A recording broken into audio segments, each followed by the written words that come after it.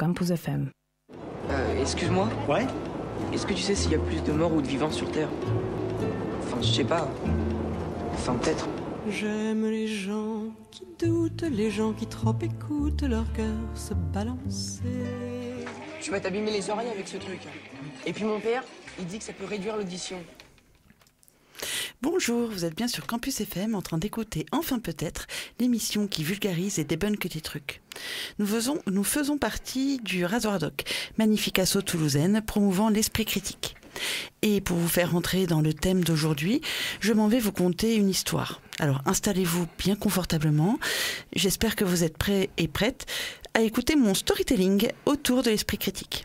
Alors, un jour que j'étais dans mon endroit préféré au monde, mon lit, je me suis mise à réfléchir à ce qu'était selon moi l'esprit critique. Alors non, ne vous faites pas d'illusions, chère auditorice, je ne vous donnerai pas une définition exhaustive de la chose, j'en serais bien incapable. Je me contenterai de raconter mon histoire et de donner une idée de ce que c'est pour moi l'esprit critique. Alors évidemment, il existe une définition de dictionnaire, voici celle du Robert, qui examine la valeur logique d'une assertion, l'authenticité d'un texte. C'est aussi l'esprit critique qui n'accepte aucune assertion sans s'interroger sur sa valeur. Autant la première partie Autant la première partie me parle, et vous comprendrez vite pourquoi, autant la seconde partie, qui n'accepte aucune assertion sans s'interroger sur sa valeur, me paraît aussi ambitieuse que compliquée à mettre en œuvre. L'esprit critique serait le doute permanent, mais n'est-ce pas épuisant de tout remettre en doute tout le temps? Et en avons-nous la capacité? Peut-on apprendre des choses si nous doutons du simple fait que 1 et 1 font 2? J'en sais rien. Je pense que non. On ne peut pas douter tout le temps et qu'il peut être dangereux de douter de tout. Mais d'autres affirment le contraire avec bien plus d'arguments que moi. Pour ma part, j'ai une formation en histoire. Et dans cette merveilleuse discipline, nous apprenons à prendre du recul, à questionner tout document qui tombe sous nos yeux. La méthode est connue, on l'apprend à l'école. Qui a écrit le document? Quand? Pour qui? Où? Dans quelles conditions? Dans quel but? Cela m'a appris à ne pas prendre pour argent comptant tout ce que je lisais ou tout ce que j'entendais ou voyais. Ces compétences me sont encore utiles aujourd'hui, mais je ne les applique pas tout le temps.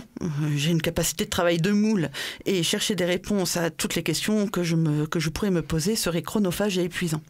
De plus, je ne suis spécialiste de rien. C'est lié à ma capacité de travail de moule. Et du coup, il m'est difficile de remettre en cause une théorie en maths ou en physique auquel je ne bite rien. On pourrait me dire qu'un trou noir, c'est 2 étoiles qui se sont fait un bisou il y a 500 000 ans, que je n'y trouverais rien à redire. Heureusement, je ne suis pas seule. Nous avons autour de cette table Nicolas, un universitaire spécialiste d'un truc en maths très cool, qui donne des cours d'esprit critique et qui est co-auteur d'un opuscule en écologie. Bonjour. Nous avons ensuite Gabrielle, férue de poésie, de féminisme et étudiante en lettres. Bonjour. Nous avons enfin Pascal, prof d'occitan, qui s'est pris de passion pour l'historiographie des cathares et des croyances que cette histoire génère. Adiciat. Et enfin moi, qui vous tiens le crachoir depuis un moment. Je m'appelle Natacha, je suis prof d'histoire géo et de lettres en lycée pro. Je n'ai pas de passion particulière, si ce n'est en ce moment un gros penchant pour les romans à l'eau de rose. Nous avons aussi à notre table quelqu'un qui passe beaucoup de temps à réfléchir sur l'esprit critique et à son acquisition. Il expérimente et travaille sur le sujet au CNRS à Toulouse. Notre invité, Kevin de Chéchy. Alors oui, auditorice de Campus FM, je m'en vais vous le présenter, notre invité, comme il se doit. Mais d'abord, on dit bonjour. Bonjour Kevin, comment vas-tu? Bonjour, ça va très bien.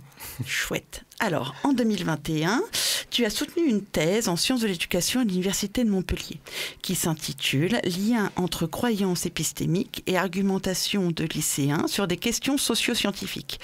Quels apports pour l'éducation à l'esprit critique ?»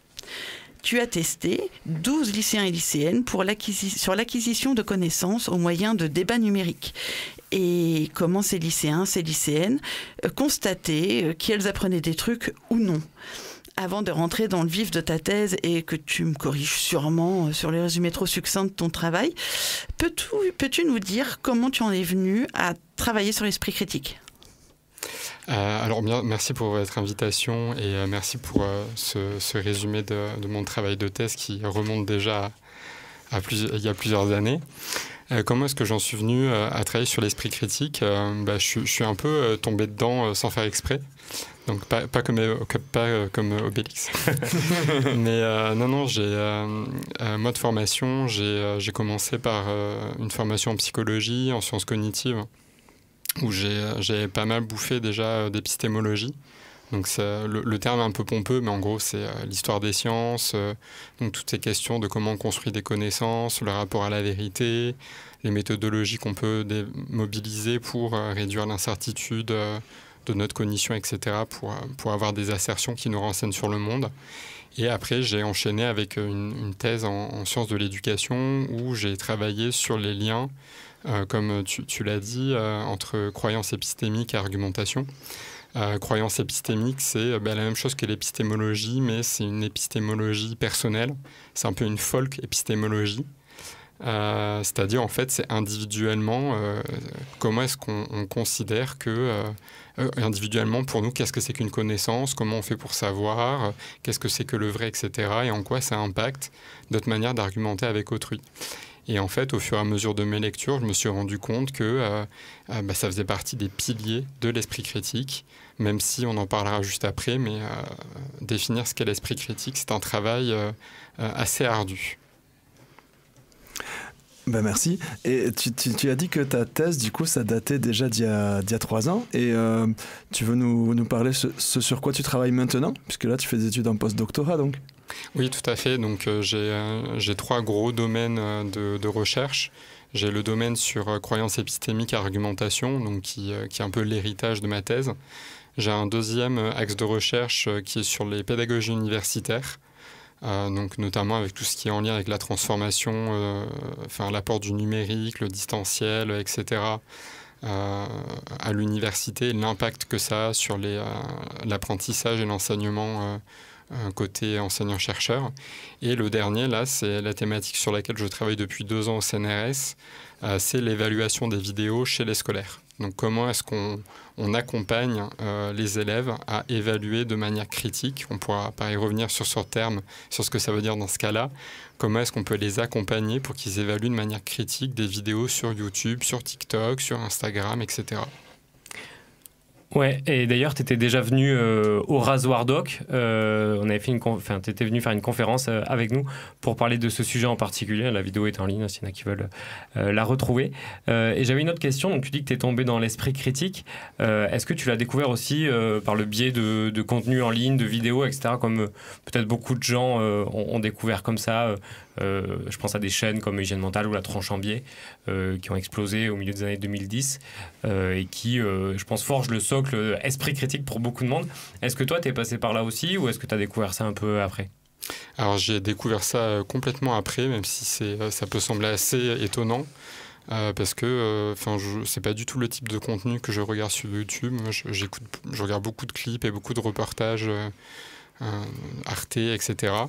Mais je n'avais jamais regardé de vidéos de La Tronche en Biais, Hygiène Mentale ou quoi que ce soit, même si je les ai rencontrés et j'ai pu un petit peu échanger avec eux lors d'événements comme le REC, donc les rencontres Esprit Critique, qui ont lieu, je crois que l'année prochaine, ça va être la 4e session, donc c'est au mois d'avril, à Toulouse et la Beige. Ouais. Un des plus gros, le plus gros événement national d'Esprit Critique qui se passe chaque année à Toulouse, et on est très content que ça existe. Mais non, je ne connaissais pas du tout, et voilà, j'en ai regardé quelques-unes, mais sinon, Ok. Voilà. D'accord. Et quand tu dis du coup que tu as travaillé du coup, sur comment on fait avec des jeunes pour les former à regarder des vidéos et voir comment ils analysent ça, tu peux nous expliquer plus concrètement comment ça s'est passé? Est-ce que tu as été dans des lycées, rencontrer des jeunes? Est-ce que tu as eu une énorme cohorte? Comment ça se passe dans ces cas-là? Ouais, alors le contexte, juste en 2 mots pour un peu situer. Il y a de cela maintenant 5-6 ans, il y a eu un partenariat entre le ministère de l'économie et le ministère de l'éducation nationale. Donc lors du premier je crois que c'était fin mandat Hollande, début mandat Macron. Donc l'objectif, c'était de développer des EdTech, donc des technologies d'éducation, donc pour un peu concurrencer les GAFAM, donc vraiment des technologies cocorico. Et donc était financé pas mal de projets, dont le projet dans lequel je suis actuellement, qui en est à sa deuxième vague, donc le projet Poussec, où on développe une plateforme à utiliser en classe et qui aide les enseignants à construire des séances pédagogiques qui sont centrées sur l'utilisation de vidéos. Donc, en fait, on a fait du démarchage auprès d'établissements scolaires, donc collèges, lycées, dans l'ensemble de l'académie, dans l'ensemble de l'Occitanie, avec une grosse préférence pour les établissements proches de Toulouse, puisque nous sommes à Toulouse.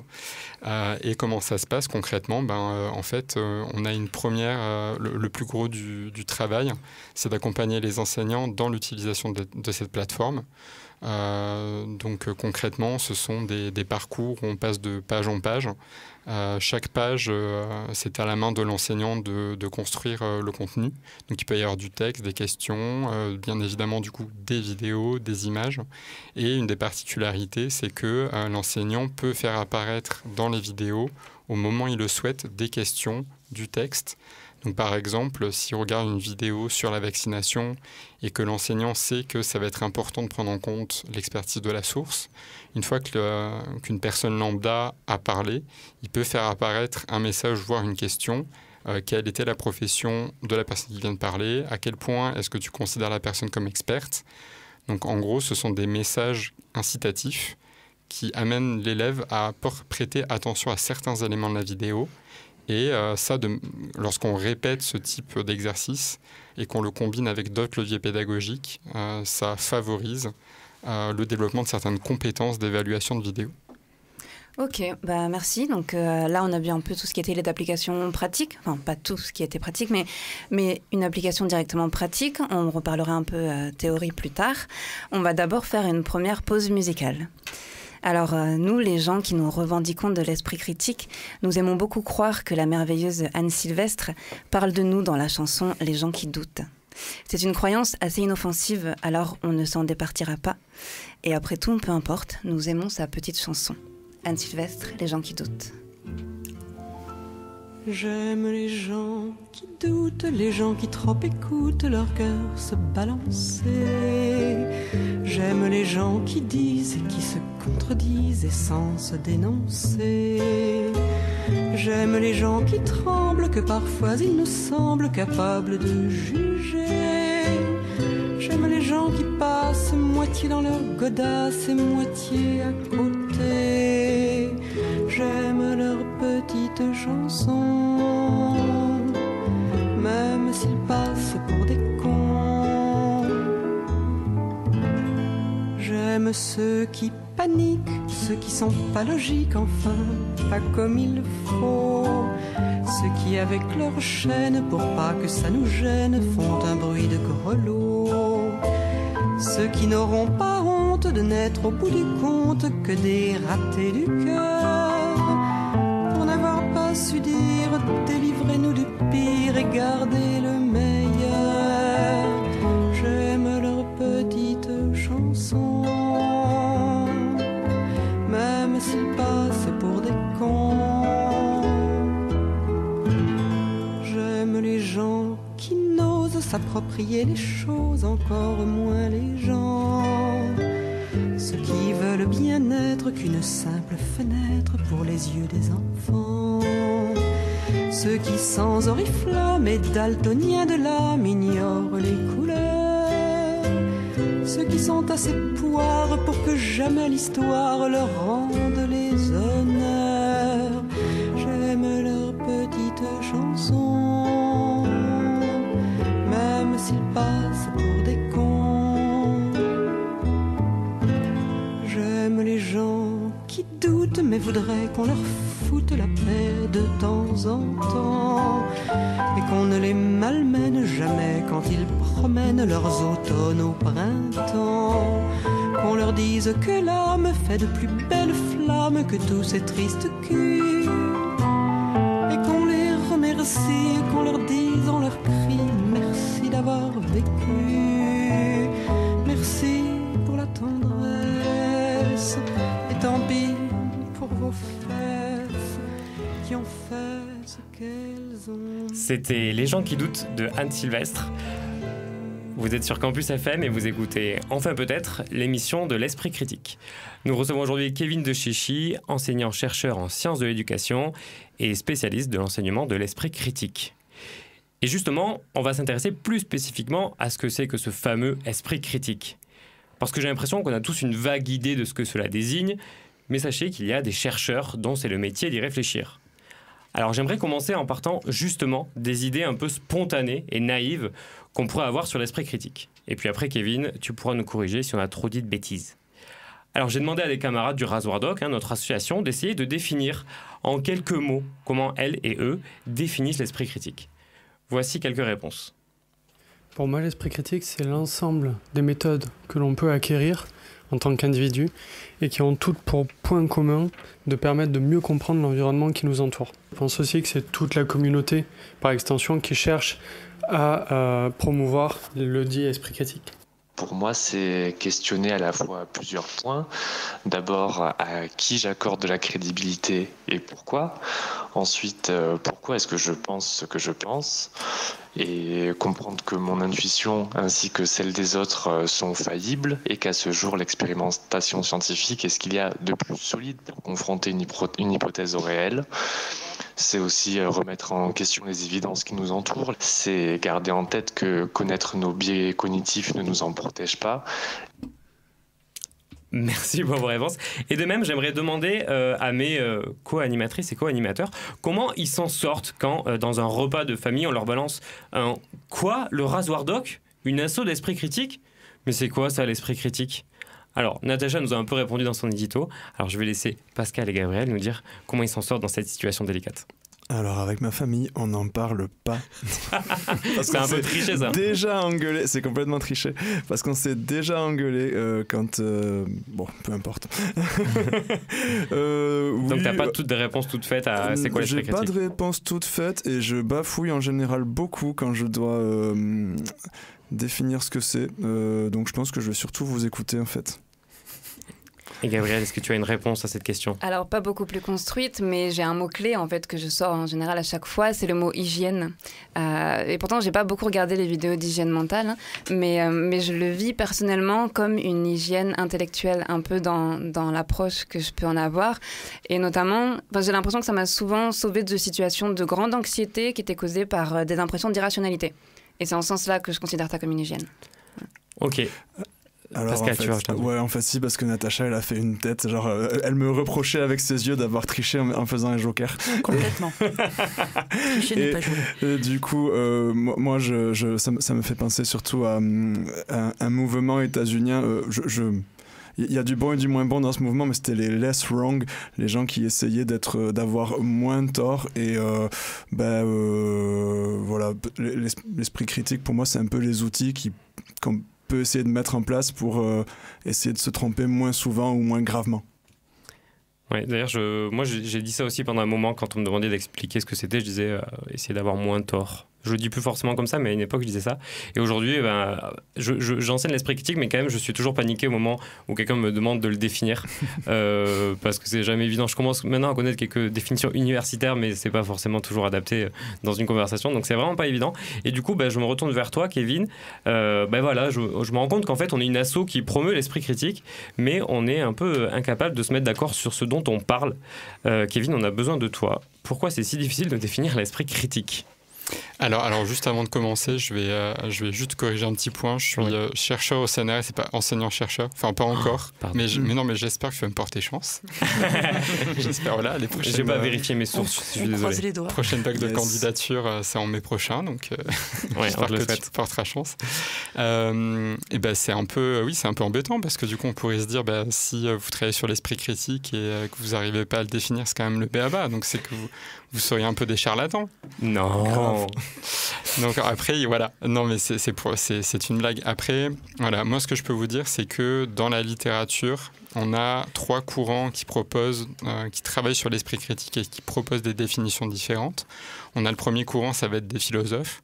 Et donc là, en réalité, ils ne parlent pas nécessairement d'esprit critique, mais on peut y rattacher en fait des éléments. Il parle d'esprit critique sans le nommer. On a les courants en sciences de l'éducation où là on a une ribambelle de définitions qui sont apparues à partir des années 70. D'ailleurs je dis sciences de l'éducation, mais ça va être chercheur sciences de l'éducation / philosophie aussi. Et on a le troisième courant qui est plutôt issu de la psychologie, où là encore on va avoir d'autres définitions avec celle qui est la plus connue, la plus récente, celle de l'ANR de Elena Pasquinelli et collaborateurs, qui est très centrée sur l'idée de faire confiance, choisir les bonnes sources. C'est quoi l'ANR ? C'est l'Agence nationale de la recherche. Oui, de la recherche, pardon, oui. Agence nationale de la recherche. Et ça sert à quoi ? Ça finance des projets de recherche. Oh, bien. Donc, par exemple, moi, mon projet de recherche, il est financé à ANR. Merci. Merci. Moi, mon positionnement, en tout cas, alors je dis pas que c'est un bon positionnement, mais en tout cas, voilà, moi j'essaie d'être toujours très pragmatique et je fais beaucoup de recherches très appliquées avec des enseignants, donc il faut que ça soit vraiment pratique et clé en main pour bosser dans des situations d'enseignement-apprentissage. C'est de considérer que l'esprit critique, ça n'existe pas. Voilà. Yes. Donc moi je considère que l'esprit critique ça n'existe pas et donc il n'y a pas besoin de donner une définition consensuelle, qu'en fait l'esprit critique en tant que concept il n'existe pas et que c'est plutôt un étendard pour nommer une boîte à outils. Voilà. Et donc c'est juste que la question c'est voilà, sur quoi est-ce que vous voulez, sur quoi est-ce qu'on veut bosser. Après, juste pour préciser, la question dans cette boîte à outils, c'est voilà, ce qui rentre dans cette boîte à outils. On peut circonscrire son scope en s'appuyant sur la littérature et donc certaines définitions qui ont été apportées par certains auteurs. Je pense notamment à Fatchon qui propose un ensemble de dispositions et de compétences. Donc ça veut dire déjà on a ce découpage en termes d'attitude, de motivation donc de disposition et de l'autre côté de compétences. Donc l'enjeu, ça va être en fait d'avoir cette boîte à outils qui regorge de motivation, de disposition, donc l'honnêteté intellectuelle, la rigueur scientifique, le respect pour le point de vue des autres, l'appétence pour la complexité, on peut en citer vraiment une vingtaine, des compétences, donc être capable d'analyser un document, être capable d'argumenter, de justifier, de nuancer. Pareil, on peut avoir une est à l'après-vert, c'est en tout cas ce qu'on retrouve dans les travaux, mais en tout cas ce qu'il en reste, c'est une boîte à outils où la question c'est, quand on est enseignant, qu'est-ce qu'on vient prendre, sur qu'est-ce qu'on cible dans cette boîte à outils en termes de disposition et en termes de compétences qu'on veut venir bosser avec les élèves. En dehors du contexte classe, du coup, ça veut dire que on utilise, donc nous, dans notre vie quotidienne, on utilise ce concept spontané de manière très vague. En fait, c'est un concept qui a un ventre très mou, même comme bien d'autres concepts qu'on utilise dans la vie de tous les jours. Mais en réalité, moi, il me semble que ça mérite d'être précisé à chaque fois quand on utilise esprit critique. De quoi on parle par rapport au contexte. Ok, merci beaucoup. Alors, il y avait beaucoup d'informations. Et juste je voulais revenir pour citer quelques travaux qui existent. Notamment, il y a Charlotte Barbier qui a travaillé sur les questions de définition de l'esprit critique. Et je pense aussi à Céline Schopfer qui est en doctorat en philosophie, qui travaille sur comment définir l'esprit critique et qu'on avait reçu déjà dans un ancien épisode de Enfin peut-être, que vous pouvez aussi retrouver en ligne. Et du coup, ouais, ça me plaît que je sais que c'est une idée qui revient souvent, cette partition entre les compétences et les dispositions, et je pense que c'est vraiment important de transmettre cette idée-là. Et les compétences, autant on voit comment on peut les transmettre en classe, apprendre à aller chercher une source, apprendre à, je sais pas, trouver des arguments fallacieux dans un texte, etc. Autant des dispositions, c'est-à-dire avoir envie, quelque part, être disposé à utiliser ces compétences, ça paraît un peu plus compliqué à enseigner. Est-ce que c'est possible ? Est-ce que toi, c'est un sujet que tu as regardé, par exemple ? Oui, alors en effet, c'est plus compliqué, mais je pense que comme dans beaucoup de cas, déjà, il faut se poser la question de qu'est-ce qu'on entend par disposition, attitude. Enfin, là, on a un ensemble de concepts qui ne sont pas nécessairement équivalents. Je pense qu'il y a deux manières de le voir. La manière la plus simple, la plus opératoire, c'est de se dire, OK, on a une compétence, donc c'est « je suis capable de ». Mais par exemple, je peux très bien être capable d'analyser un argumentaire et sa crédibilité, mais être dans une situation où je trouve que ce n'est pas pertinent. Donc je ne vais pas être disposé à le faire alors que je sais le faire. Et inversement, on peut se rendre compte que c'est pertinent d'analyser un argumentaire, mais ne pas savoir le faire. Ouais. Donc si on considère disposition en ce sens, donc en fait c'est juste jongler entre une compétence et être capable d'identifier les situations où c'est pertinent de mobiliser cette compétence.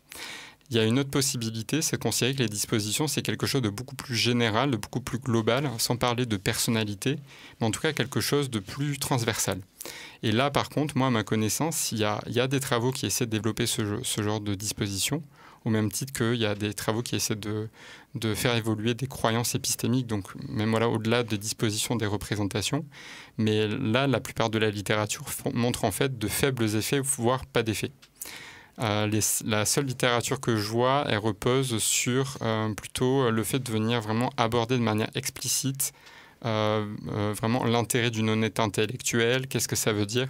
Donc plus un travail d'explicitation conceptuelle, un travail d'histoire, plus un travail de réflexion philosophique, plutôt qu'un travail de mise en action, où là ça va plutôt être sur des compétences. Ok, merci. Moi, j'ai des questions pratico-pratiques parce que je suis prof. Est-ce qu'il y a des études qui ont été menées sur justement la boîte à outils esprit critique et les profs, le rapport que les profs ont avec cette boîte à outils-là?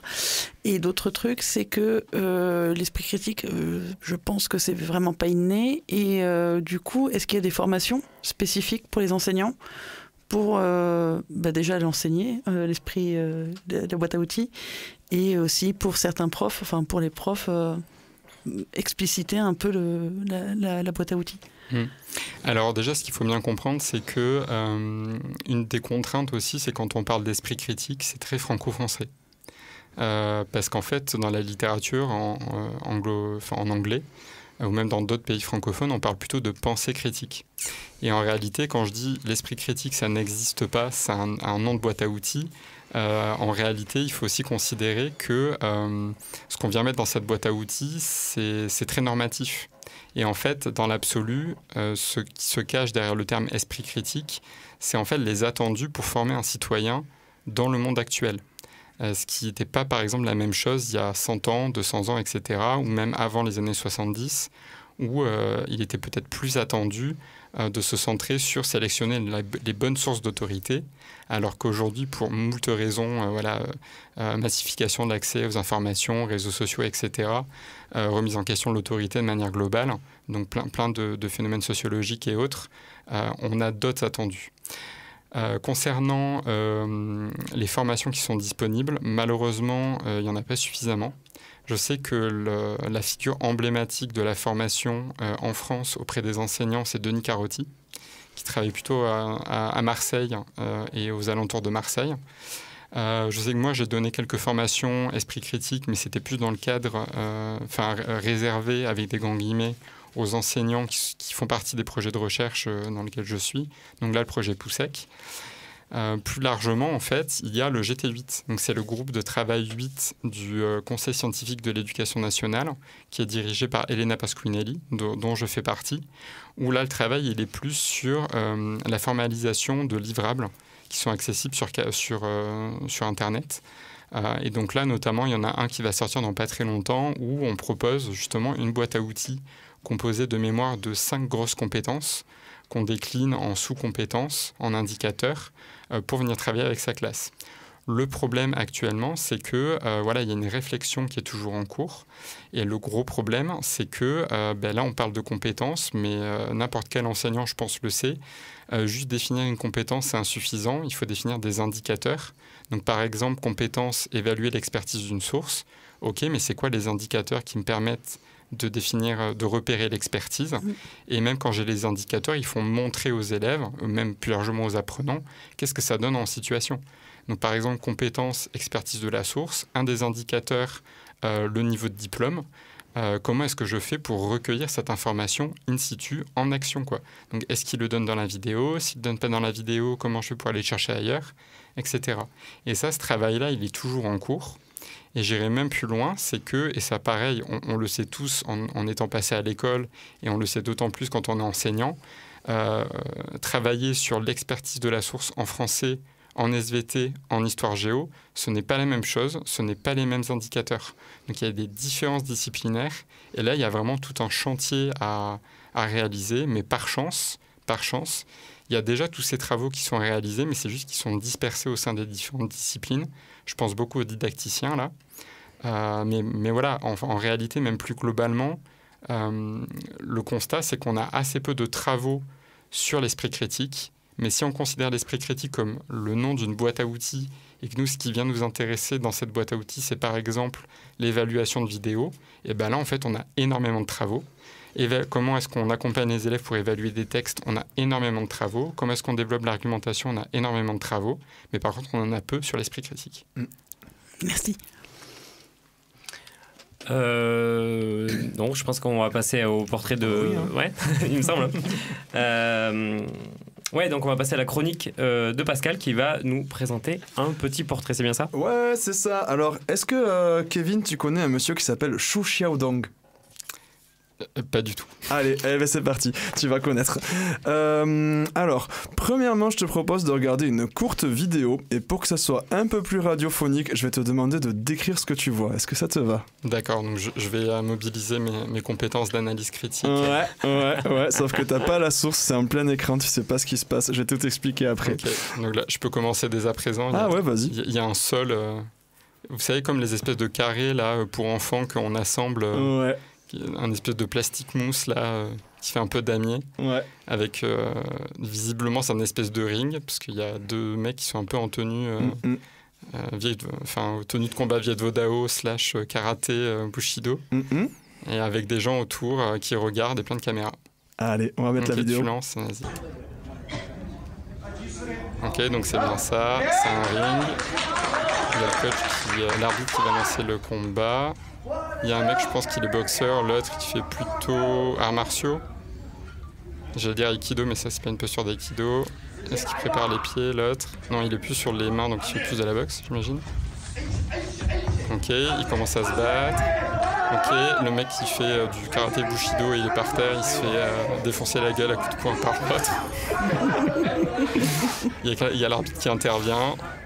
Ok, le mec qui fait de la boxe, il est content, il fait le coq. Et l'autre, il est pas très bien. Voilà. Franchement, on y était. J'avais pas la vidéo sous les yeux, on y était vraiment. Merci, Kevin. Merci beaucoup, Kevin. Bon, tu te projettes là dans le truc. Moi, j'aurais pas aimé être à la place. Mais l'esprit critique, c'est exactement ça. Moi, toutes mes recherches esprit critique, quand je travaille avec les enfants au collège, c'est exactement ça. On se tape sur la tête comme ça. C'est ça l'esprit critique. Moi, je vais argumenter que oui dans ma chronique, tu vois. Donc tu vas me dire ce que t'en penses à la fin. Donc le monsieur qui met la raclée sans pitié, là, c'est notre personnage du jour. Il s'appelle Xu Xiaodong, il a 44 ans cette année. Il est chinois et après une formation au Sanda, donc une variante chinoise du kickboxing. Alors je dis des trucs en chinois là, je vais dire plein de trucs en chinois, je risque de très mal prononcer, donc je m'excuse par avance à toutes les personnes qui parlent le mandarin et qui écoutent cette chronique. Donc après avoir pratiqué le Sanda, il va s'orienter vers la boxe Muay Thai et le MMA. Et il va même faire partie d'une des premières ligues de MMA chinoises, ouvrir sa propre salle de sport à Beijing et contribuer grandement à importer ce sport dans son pays. Et le monsieur qui se prend la raclée, c'est Wei Lei. Encore une fois, je suis pas sûr de bien prononcer, il y en a qui disent Lei Lei. Un fameux maître de Tai Chi. Et tout le monde voit ce que c'est le Tai Chi ? Oui, c'est les postures zen qu'on fait très lentement pour se calmer. Ouais, voilà. Le tai chi, c'est une pratique traditionnelle chinoise. Je connais pas. Alors, bon, le but de cette rencontre, comme vous l'aurez compris, c'était de comparer l'efficacité des deux pratiques, donc MMA et tai chi. Et là, vous cherchez peut-être le rapport avec l'esprit critique pour l'instant, mais on y vient. Donc, le tai chi, pratique traditionnelle chinoise. Je connais pas tout, hein, mais bon, j'ai un copain qui pratique et ça ressemble à de la danse, mais ça se veut un art martial. C'est pas très critique ça, comme source. Ça se veut un art martial intérieur. Non, j'ai d'autres sources aussi. Et voilà. Et donc, pourquoi j'en viens là, c'est parce que mon copain, lui, il dit que c'est pas efficace en défense, en combat, mais que c'est pas le but, en fait. Il y a d'autres buts qui sont... voilà.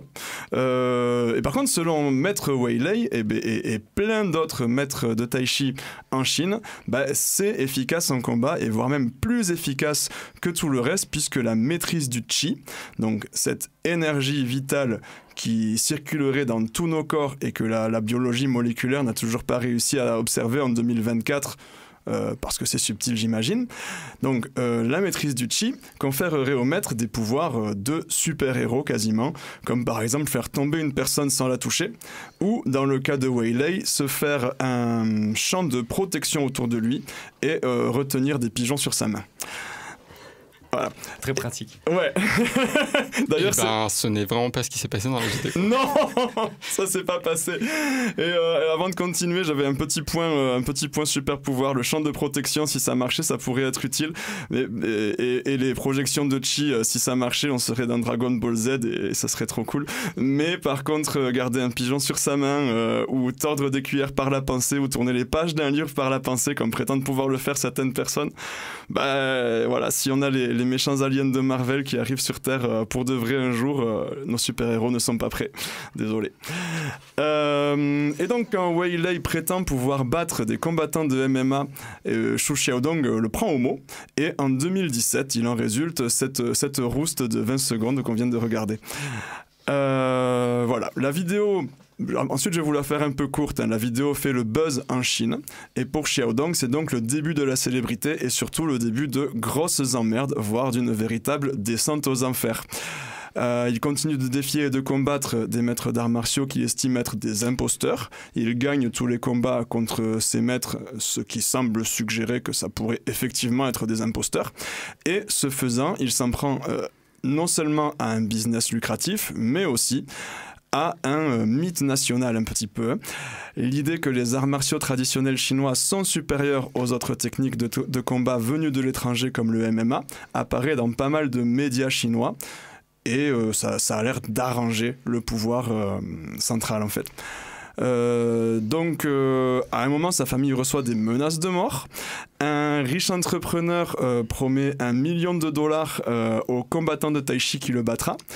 Il est censuré sur les réseaux sociaux et sa note de crédit social est abaissée, ce qui fait de lui un citoyen de seconde zone en fait, ce qui l'empêche de prendre l'avion, de prendre l'équivalent chinois du TGV, voire même de posséder de l'immobilier, entre autres restrictions. Et au plus fort de cette descente aux enfers, donc, il va même devoir fermer sa salle de sport. Voilà, il va aussi être obligé de combattre sous un pseudonyme et de porter un maquillage de clown. Et il va mettre à un moment 36 heures pour se rendre au lieu d'un de ses combats, parce que la Chine c'est grand et quand on fait tout en voiture, voilà. Voilà, donc ça c'était à la fin des années 2010. Aujourd'hui, Xu Xiaodong est toujours actif et semble avoir retrouvé une vie un peu plus normale. Mais je vais pas en dire beaucoup plus parce que la barrière de la langue aidant, c'est assez difficile de croiser les sources justement sur toute cette histoire. Il semble avoir des positions politiques, mais j'ai pas tout bien compris, j'ai peur de mal les résumer si je les résume. Ok. Et en conclusion, j'ai choisi de vous raconter l'histoire de cette personne pour deux raisons. Déjà parce que les pratiques autour du Qi sont présentes aussi en Europe. Il y a le Tai Chi, il y a l'acupuncture, il y a la médecine traditionnelle chinoise. Et ça peut intéresser des gens de savoir que... Ça peut intéresser des gens ici de savoir que dans les arts martiaux, quand on teste les prétentions des maîtres, ça marche pas toujours. Et deuxièmement, parce que même si j'ai pas entendu Xu Xiaodong se revendiquer de l'esprit critique, j'avais envie de poser la question, voir si ça avait des points communs avec des choses qu'on peut trouver par chez nous en fait. Voilà. Merci beaucoup. Alors, chers auditeurs, vous êtes toujours sur Campus FM, vous êtes toujours en train d'écouter Enfin peut-être avec notre super invité Kevin de Chéchy, qui nous a demandé de passer une petite musique qui s'appelle Pre-War Tension de Lonely Guest. C'est parti, mon kiki. There's a Macy's parade-sized pink elephant in the room that renders me unintelligent. Plank rigid quivers after 100 Bensons. I don't buy off-piece tourist intentions. Sorry, Reverend, Jesus gets no mention. In your heaven we're chastised, no question. I've peaked, now I'm 7. I got pre-war tension. Oh, saw it in your eyes, sense it in your smile. We're here for just a while. Oh, saw it in your eyes, sense it in your smile. We're here for just a while.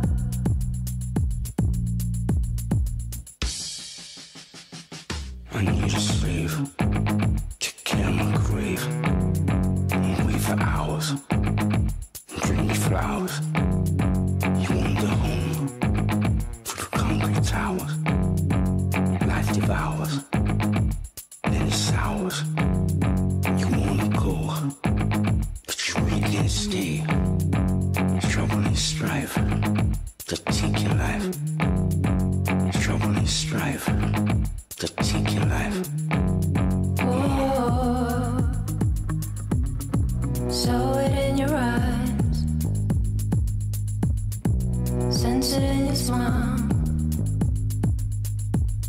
We're here for just a while. Oh, saw it in your eyes, sense it in your smile. We're here for just a while.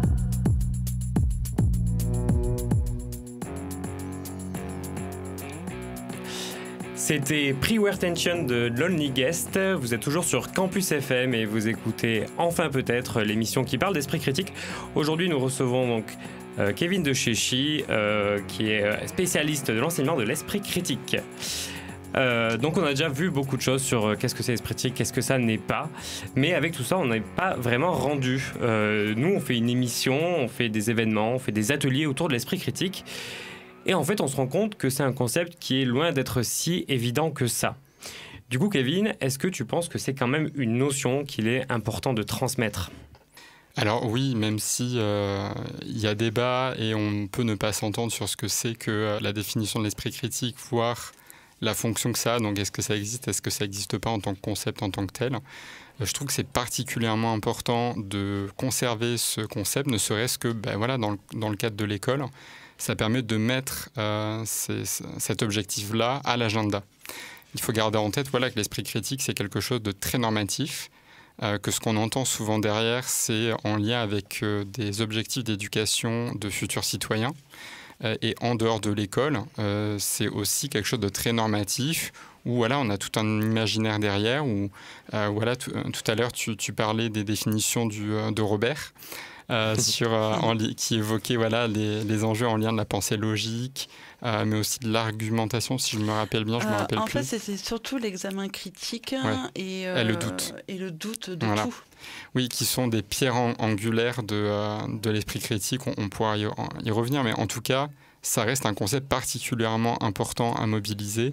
Mais il s'agit de préciser de quoi on parle quand on parle d'esprit critique. Oui, très bien, merci beaucoup. Et du coup, est-ce que tu as des conseils en particulier pour nous sur comment le mettre en pratique au quotidien ? Est-ce que tu penses qu'il faut par exemple être plus clair sur ce dont on parle au sein de l'esprit critique ? Par exemple, là on va parler de métacognition, par exemple, pour ceux à qui ça parle. Là on va parler de éducation aux médias, à l'information, des choses comme ça. Est-ce que ça vaut le coup pour toi d'avoir un découpage un peu plus précis, par exemple, dans certains cas, plutôt que de balancer juste esprit critique, qui est, comme tu le dis, des fois une boîte à outils un peu fourre-tout et qui n'est pas forcément très clair. Oui, alors il y a deux niveaux. Je pense qu'il y a ce qui se passe, par exemple, pour les formateurs ou au sein des écoles, où là, je pense qu'il y a une nécessité d'avoir vraiment un découpage par discipline. Comme je l'ai dit tout à l'heure, voilà, la question de la source en français et la question de la source en histoire, c'est pas du tout la même chose, c'est pas du tout les mêmes critères et c'est bien normal. Après, il y a ce qui se passe en dehors de l'école. Et là, moi, en tout cas, le constat que je fais, pareil, moi, je suis toujours dans un objectif d'être le plus pratique possible parce que voilà, je suis toujours sur le terrain avec des enseignants où je dois, même quand je fais des recherches, il faut que ça soit suffisamment intelligible et pratique pour qu'ils puissent le mettre en application dans leur classe. Moi, alors, je ne sais pas si c'est optimal, mais moi, le constat que je fais, c'est qu'il y a un peu 2 leviers qu'on peut mobiliser dans la vie de tous les jours et de manière très globale. Le premier, c'est plutôt que la question du doute, c'est la question de l'incertitude. Voilà, plutôt que de dire il faut douter de tout ou il faut savoir qu'en douter, moi, je conseille surtout de se poser la question d'identifier des incertitudes. S'il n'y a pas d'incertitude, il n'y a pas besoin d'esprit critique. Le point de départ de l'esprit critique, ce qui fait qu'il y a une raison d'être dans une démarche critique, c'est l'incertitude. Donc déjà, se poser la question de je suis dans une situation, est-ce qu'il y a des incertitudes? Si oui, lesquelles? Ces incertitudes, elles peuvent être internes. Donc par exemple, j'ai pas assez de connaissances, je doute de moi. Ou à l'inverse, je suis certain d'avoir raison, sachant qu'on sait qu'il y a des biais qui sont inhérents au fait que lorsqu'on a surconfiance en soi, moins on a de connaissances, ou alors plus on a juste un tout petit peu de connaissances, plus on a tendance à se faire trop confiance. Donc là, ça va être tout ce qui est en lien avec les biais cognitifs, par exemple. Et le deuxième versant, c'est plutôt tout ce qui est les incertitudes qui sont externes. Donc par exemple, les incertitudes en lien avec la connaissance. Est-ce que cette connaissance, elle est stabilisée? Est-ce qu'elle fait débat? Est-ce que la thématique qui m'intéresse, il y a des risques qui sont mal connus, etc., etc. Donc faire un listing des incertitudes. Et la deuxième pierre angulaire, une fois qu'on a identifié ces incertitudes, c'est qu'est-ce que je fais pour amoindrir ces incertitudes? Quelle méthode, quelle stratégie, quels critères je mets en place pour amoindrir les incertitudes? Je regarde une vidéo où il y a un mec qui me parle de l'effet de la lune sur les accouchements. C'est quoi les incertitudes possibles? Le mec, c'est qui? C'est quoi son niveau d'expertise? Est-ce que je peux le croire? Ça me pose quelques questions parce que je me dis sinon on n'entendrait plus parler de ce phénomène-là. Donc peut-être que là, ici, il y a une incertitude. Comment je fais pour amoindrir les incertitudes? Je peux aller chercher le nom de la personne sur Internet.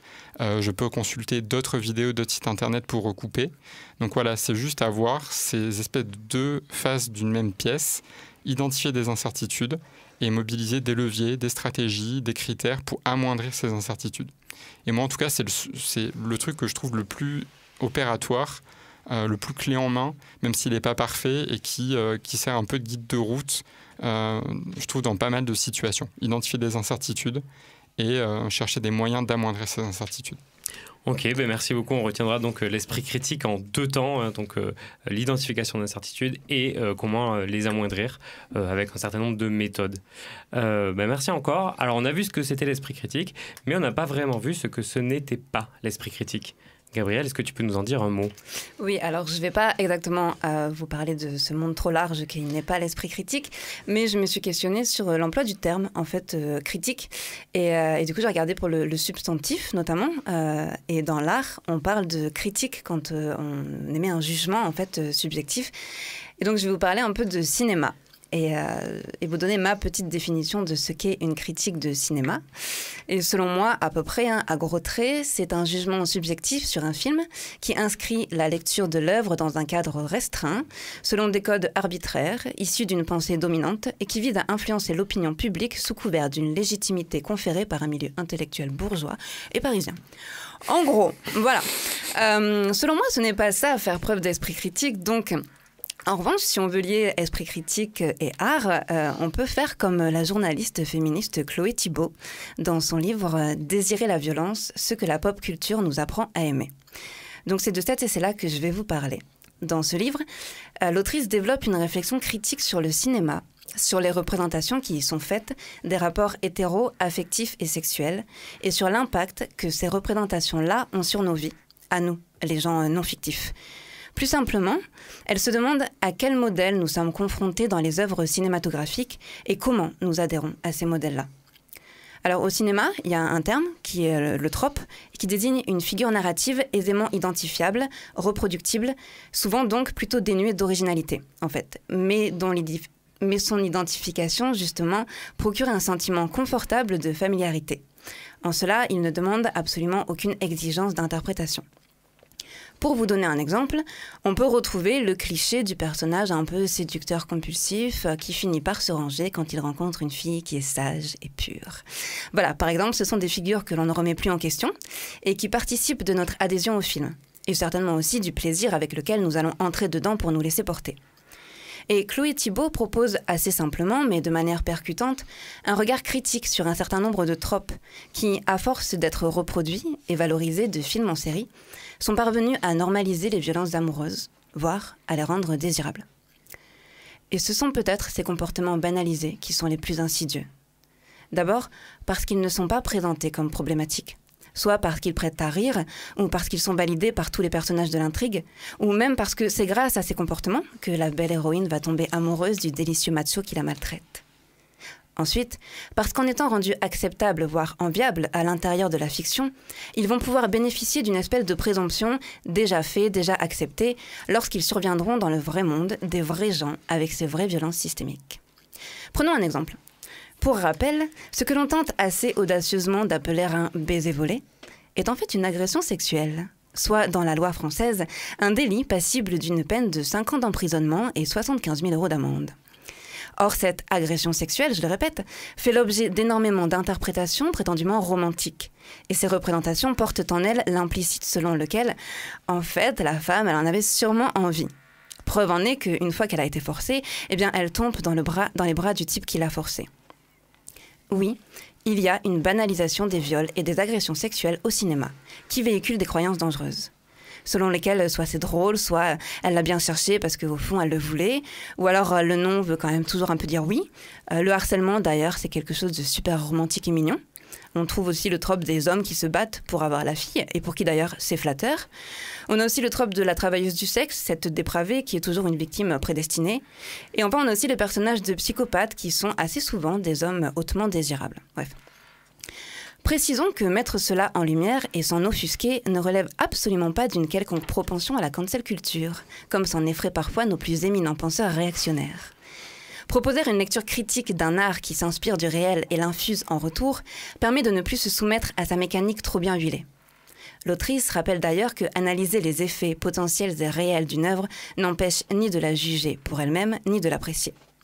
Et ce n'est pas d'être excessive que de pointer tout cela. À cet égard, le travail de Chloé Thibault me semble nécessaire. Il s'inscrit dans une démarche critique qui consiste à ne pas se contenter de ce qui est là, de ce qui fait système, à multiplier les angles de vue et à interroger les tenants et les aboutissants de ce système. Sa pertinence tient également au fait qu'elle ne se satisfait pas seulement de mettre en lumière les problèmes, elle démontre aussi quelles alternatives sont fécondes, souhaitables et surtout accessibles. Enfin, l'ouvrage se termine sur une note personnelle de l'autrice qui évoque le burn-out militant auquel elle a été confrontée durant son travail de recherche. Et j'ai trouvé que le fait de mettre cela en lumière était une démarche précieuse. Je n'avais jamais vu un tel dévoilement dans aucun livre. En fait, elle raconte combien il lui a été difficile de se confronter comme elle l'a fait à tous ces films et à toute cette brutalité, à toutes ces analyses qui la mettaient face aux violences qui sont faites contre les femmes. Il me paraît nécessaire de le rappeler et je salue ici l'initiative de l'éditrice qui lui a suggéré de raconter cela. Car ce n'est pas un travail qui s'effectue froidement et tout le sérieux, toute la méthodologie, toute la science possible ne peuvent pas être décorrélés du réel dans lequel ils s'inscrivent. Le réel ne se glisse pas dans une éprouvette ou sous la lentille d'un microscope, et l'observer à distance n'empêchera pas qu'il vous prenne à la gorge. Alors à celles et ceux qui s'y frottent pour l'analyser et nous offrir des fenêtres de réflexion qui permettront de l'adoucir pour tous et toutes, merci et prenez soin de vous. Merci, c'était la chronique culturelle de Gabrielle. Je vous rappelle, vous êtes sur Campus FM, vous écoutez Enfin peut-être, l'émission où l'on parle de pensée critique. Et on arrive tout doucement à la fin de cette émission.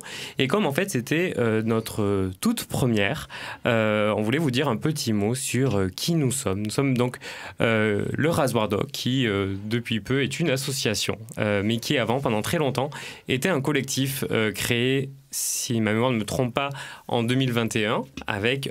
Pascal, ici présent, nous avions cofondé à l'époque ce collectif. Tu t'en souviens, Pascal ? Oui. Et donc l'objectif à la base, c'était de modestement à la base de créer des événements autour de l'esprit critique et de ce qu'on appelle parfois, ou ce qu'on appelait la zététique, même si on n'utilise plus trop ce mot aujourd'hui. Ici à Toulouse, donc on a fait pas mal d'événements, donc dans des bars notamment. Au début, c'était à la Cave à Rock. La Cave à Rock, pour Yes. ceux qui ont connu un lieu qui n'existe plus à Toulouse. Oui, qui malheureusement n'existe plus, mais qui était un lieu trop bien et qui était totalement inadapté aux conférences. C'est pas grave. Et c'était très chouette. Ouais, mais c'était très cool qu'ils nous aient accueillis sur les premiers mois, je dirais les 3 premiers mois qu'on a fait là-bas. Ouais, on leur fait des bisous. On leur fait des bisous, ouais. Et puis très rapidement, on s'est réfugié dans un lieu peut-être plus adéquat, peut-être trop adéquat, je sais pas. Le Ré Café à Toulouse, qui est un café où on parle de science, beaucoup de culture scientifique de manière très large. Et maintenant, donc ça fait 3 ans, une bonne vingtaine, presque trentaine de conférences qu'on a organisées. On a parlé de énormément de sujets. Donc Kevin, tu es déjà intervenu, hein, la vidéo est disponible si ça vous intéresse. Ce soir même d'ailleurs, on en fait encore une autre.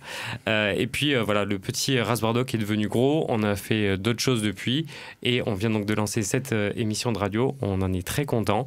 Et puis voilà, on participe aussi de temps en temps à des festivals, à des événements. Donc voilà, vous pourrez nous croiser à droite à gauche. Et puis si vous cherchez des informations, vous pourrez aussi en trouver sur notre site internet ou nos réseaux sociaux.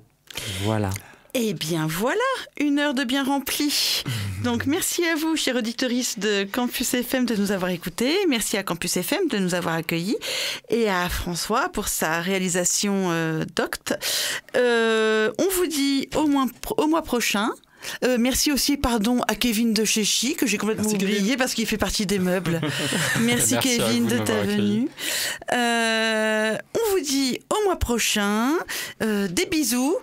Enfin, peut-être. Est-ce que tu sais s'il y a plus de morts ou de vivants sur Terre? Enfin, je sais pas. Enfin, peut-être. J'aime les gens qui doutent, les gens qui trop écoutent leur cœur se balancer. Tu vas t'abîmer les oreilles avec ce truc. Et puis mon père, il dit que ça peut réduire l'audition. Vous venez d'écouter Enfin peut-être l'émission, le rendez-vous mensuel de la pensée critique, une émission proposée par le Rasoir Doc avec le soutien considérable de Campus FM. Vous pouvez retrouver les précédents épisodes et les autres formats du podcast Enfin peut-être sur toutes les plateformes d'écoute et sur nos réseaux sociaux. On espère que vous avez passé un bon moment en notre compagnie. N'hésitez pas à nous faire vos retours, satisfaits ou critiques bien sûr, et on se retrouve bientôt pour de prochaines réjouissances. Enfin peut-être.